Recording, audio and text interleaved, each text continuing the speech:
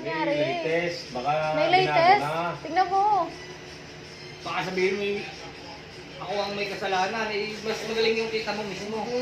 Hindi ka masisisip yan. Basta Hindi. gusto lang sinireport ko na sa kataas-taasan. Hindi, tingnan mo to. Tingnan mo. Baka naman...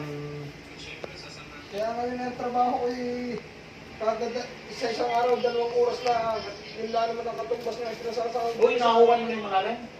Bukas uli. Aba.